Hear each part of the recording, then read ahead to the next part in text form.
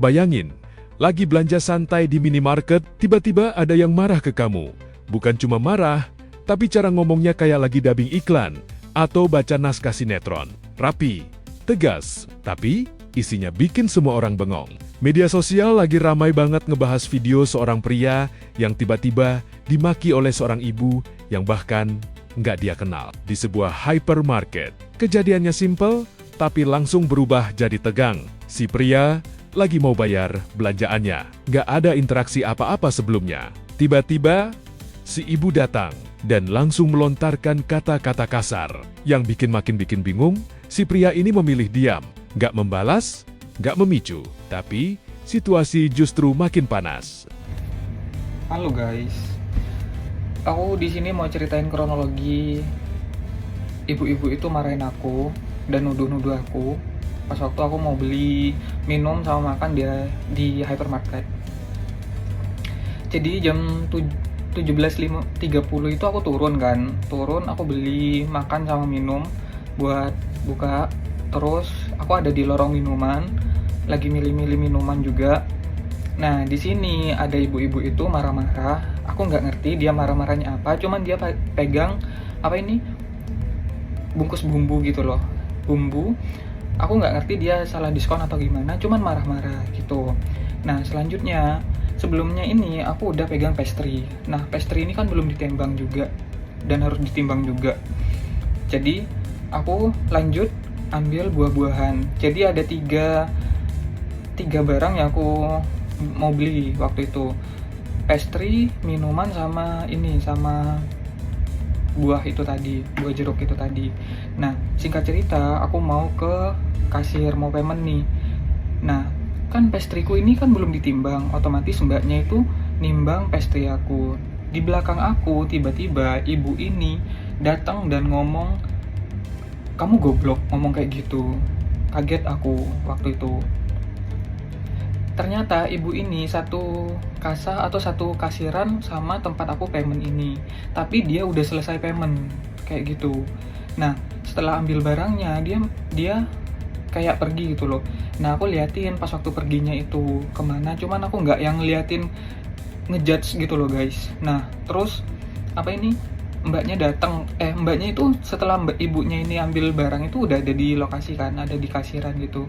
Setelah transaksi selesai, masalahnya belum berhenti. Si ibu malah mengikuti si pria sambil terus bicara panjang lebar, mulai dari menyebut mata maling sampai menuding dengan istilah yang gak biasa didengar di percakapan sehari-hari.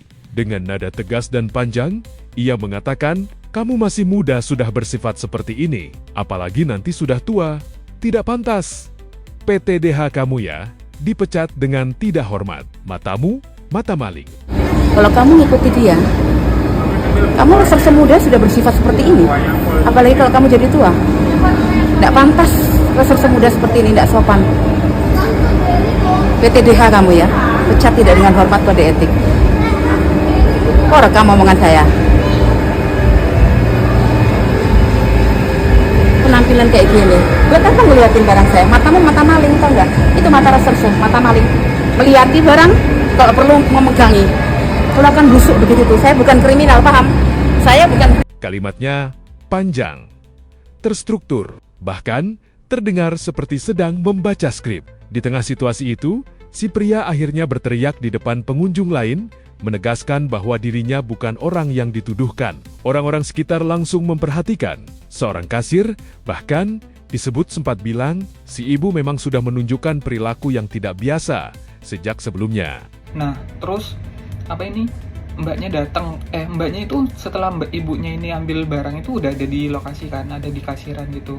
Nah aku ditanyain, "Kenapa mas ngomong kayak gitu?" "Enggak mbak, aku kok dikatain goblok ya sama ibu itu." Aku ngomongnya kayak gitu. Nah terus si kasir ini bilang kalau ibu itu udah buat rese dari awal.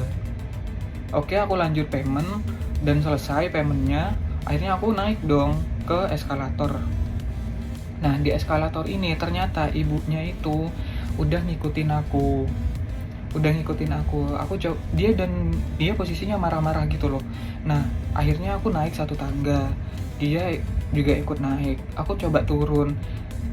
Akhirnya dia itu bikin aku nggak nyaman. Karena apa? Karena teriakannya dia neriakin aku maling pertama. Terus dia ngomel-ngomel juga. Aku dibilang ngikutin inilah, ngikutin itu. Pokoknya ibunya itu random banget. Semua kata-katanya itu dikeluarin. Nah, setelah random itu, aku ngerasa nggak nyaman kan. Aku coba videoin. Kenapa dia deket banget videonya? Karena posisinya aku gini, tanganku. Nah, gini.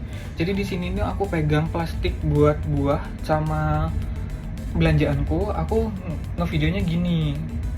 Nah, ngevideo gini, ibunya itu terus-terusan ngomong kayak gitu, yang seperti yang di videoku itu tadi. Nah, nyampe atas, dia itu teriak, aku bukan kriminal. Aku coba masih diem kan, karena aku nggak mau rame. Di eskalator itu aku diem, aku nggak mau rame. Dan posisi di situ tuh pengunjung banyak dan ngeliatin aku semua. Bayangin aku diliatin semua pengunjung di eskalator dan di lantai yang dituju kita ini, yang dituju ibunya, yang dituju aku. Ya udah, akhirnya aku daripada rame-rame, aku balik dan turun ke eskalator lagi. Jadi aku turun lagi, teman-teman. Aku turun. Nah, pas waktu posisi aku turun ini, ibunya itu terdengar 3 kali teriakan. Kayak, aku bukan kriminal, terus aku bukan kriminal, kayak gitu. Nah, aku coba naik lagi. Nah, posisi naik ini, ibunya itu udah nggak ada, gitu ceritanya. Karena di sini banyak yang tanya kronologinya seperti apa, terus takutnya ada yang salah paham juga, kayak gitu. Tapi yang bikin video ini meledak bukan cuma karena insidennya, melainkan cara bicaranya, kalimatnya rapi, intonasinya stabil, seperti narasi drama, seperti dubbing iklan. Netizen pun langsung ramai berkomentar. Ada yang bilang, padahal ton suaranya bagus buat dubbing film atau iklan. Yang lain nulis, kupikir tadi lagi dubbing, kayak di sinetron. Bahkan ada yang benar-benar mengira ini adegan settingan karena terlalu estetik untuk sebuah kemarahan spontan. Tapi di balik candaan itu mulai muncul kekhawatiran, karena bagaimanapun ini bukan sekadar konten lucu. Ada orang yang dituduh tanpa dasar di ruang publik. Beberapa netizen mengingatkan, perilaku seperti ini bisa berdampak serius, apalagi kalau terus terjadi dan melibatkan orang-orang yang tidak tahu apa-apa.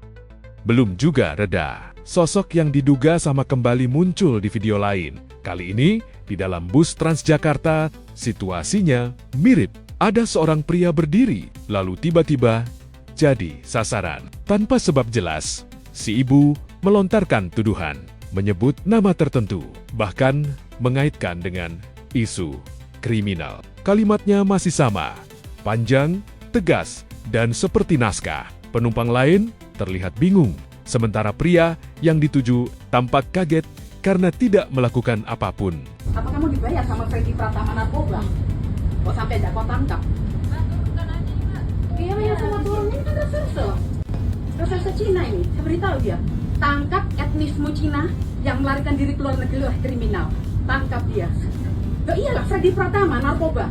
Kenapa bangsat? Freddy Pratama narkoba, tangkap dia. Kalau kenapa dia masih berkeliaran? Karena dia mau dibayar reserse Cina. Makanya nggak ketangkap-tangkap. Saya kebenaran loh om ya. Saya kebenaran. Kamu bilang bangsat pribumi ini, kamu bilang bangsat. Kamu tinggal. Dari dua kejadian ini, netizen mulai melihat pola mendekati orang asing, melontarkan tuduhan, dan menggunakan gaya bahasa yang sama. Reaksi publik pun terbelah. Ada yang tetap santai dan bercanda, ada juga yang mulai serius. Lebih baik keluarganya memperhatikan, daripada nanti kejadian seperti ini terulang, tulis salah satu komentar. Ada juga yang mempertanyakan, reserse mana yang menyakiti ibu ini? Komentar itu menggambarkan satu hal, orang-orang bukan cuma bingung, tapi juga mencoba memahami. Fenomena ini jadi pengingat bahwa tidak semua yang viral itu sekadar hiburan. Di balik video yang terlihat unik atau bahkan estetik, ada sisi kemanusiaan yang nggak boleh kita abaikan. Soal etika di ruang publik, soal empati, dan soal bagaimana kita menyikapi orang lain yang mungkin sedang tidak dalam kondisi baik. Karena kadang yang terlihat lucu di layar bisa jadi adalah masalah serius di dunia nyata. Kalau kamu jadi orang di posisi itu, kamu bakal diam, membela diri, atau justru pergi.